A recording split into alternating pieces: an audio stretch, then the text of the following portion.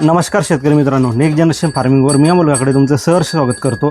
आज दिवाळीला माझ्या चॅनलला 1 वर्ष पूर्ण झालं।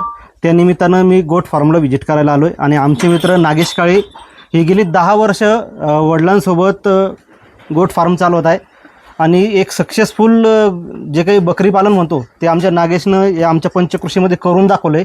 तर त्यांच्या वडिलांचा संपूर्ण इंटरव्ह्यू मी आज शूट केला आहे।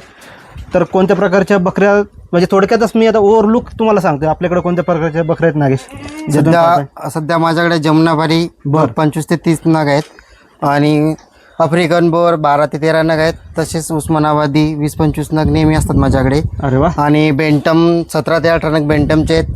बारबेरी, बिटल, आफ्रिकन बोर, शिरोई, सानेन असे माझ्याकडे विविध प्रकारचे सॅम्पल म्हणून 2-2 नग नेहमी असतात।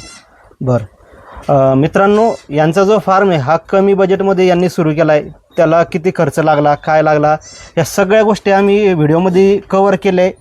आता सध्या ज्या बकऱ्या दिसत आहे यांच्याबद्दल अधिक माहिती आपण जाणून घेतली। तर ही संपूर्ण माहिती आपल्याला आपल्या यूट्यूब चॅनलला, इंस्टाग्राम पेजला आणि फेसबुक पेजला नक्की पाहायला मिळेल। त्यामुळे तुम्ही चॅनलला फॉलो करून ठेवा, सबस्क्राईब करून ठेवा आणि नागेश सरांचं जे चॅनल आहे त्याची लिंक मी तुम्हाला देईल।